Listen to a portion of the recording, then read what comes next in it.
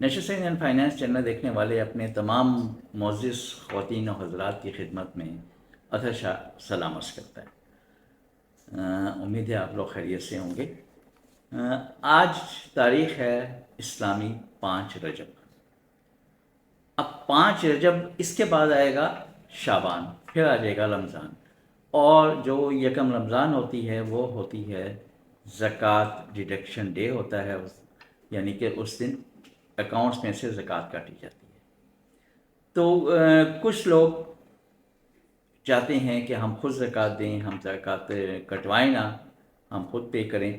तो उसके लिए उन्हें डिक्लेरेशन देना होता है ज़कात का, CZ50।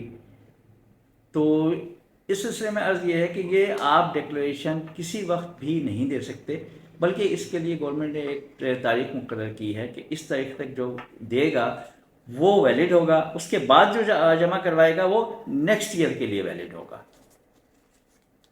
अच्छा, नेशनल सेविंग्स के हिसाब से अगर देखा जाए तो नेशनल सेविंग्स में बहुत सी स्कीम जो हैं वो हैं एग्जेम्प्ट ज़कात से। अब कौन कौन सी हैं? Behbood saving certificate, Shuhada family welfare account, pension benefit account, regular income certificates और शॉर्ट टर्म सेविंग सर्टिफिकेट्स। इसके अलावा प्राइस बॉन्ड भी उससे मुस्तस्ना है ज़कात से। बाकी स्कीम्स जो हैं उनमें ज़कात कटती है। अगर आप ज़कात खुद देना चाहते हैं, नेशनल सेविंग्स के थ्रू नहीं कटवाना चाहते, तो फिर आपको डिक्लेरेशन जमा करवाना होगा।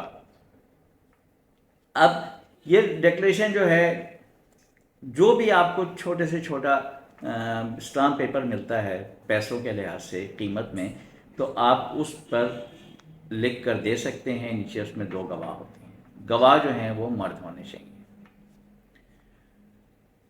अब अगर आपके बच्चों के सर्टिफिकेट्स भी हैं, यानी आपने परचेज़ किए हैं अपने बच्चों के नाम से, तो भी आप डिक्लेरेशन देंगे। लेकिन बच्चों के लिए ये ज़रूरी है कि फ़ादर के नाम का एफिडेविट होगा। फ़ादर नहीं होंगे तो दादा के नाम का होगा, क्योंकि फ़िक़ा वालिद से चलता है, तो इसलिए वालिद का डिक्लेरेशन दिया जाएगा।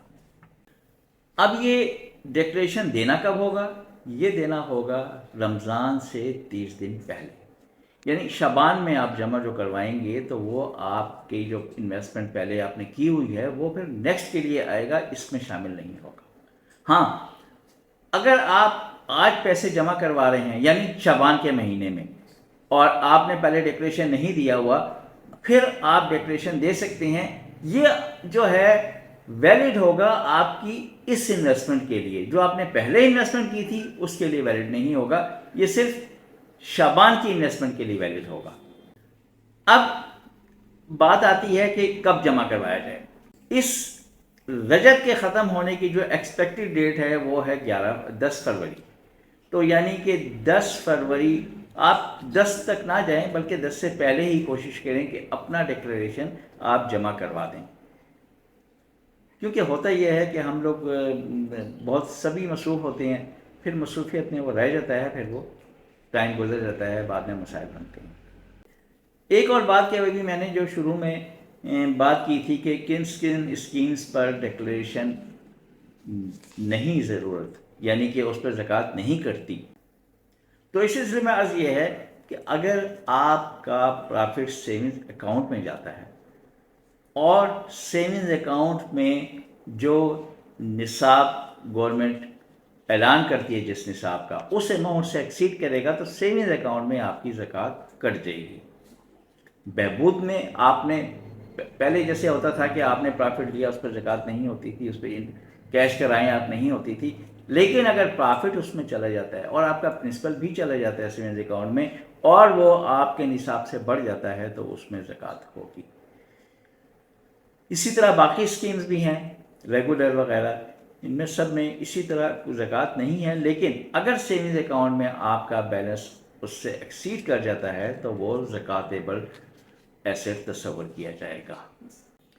तो लिहाजा बस आप लोगों से दरख्वास्त ये है कि अगर डिक्लेरेशन जमा करवाना चाहते हैं तो वो 10 फरवरी से पहले जमा करवा दें ताकि वो वैलिड हो। آپ جب برانچ جائیں گے تو آپ نے ڈیکلیریشن اوریجنل اور ایک فوٹو کاپی لے جائیے گا، تاکہ فوٹو کاپی پہ آپ کو وہ اسٹیمپ لگا کے آپ کو ڈائری نمبر دے دیں گے، تاکہ آپ کی بھی یادداشت رہے، کیونکہ بعض اوقات ہوتا ہے کہ وہ غلطی سے رہ گیا، اندراج نہیں ہوا، تو آپ کے پاس کم از کم جب ثبوت ہوگا تو وہ آپ دکھا سکیں گے کہ یہ میں نے ڈیکلیریشن دیا تھا، تو اگر آپ کی زکوٰۃ کٹ بھی جائے تو پھر وہ ریٹرن ہو جائے۔ بہت شکریہ، اللہ حافظ۔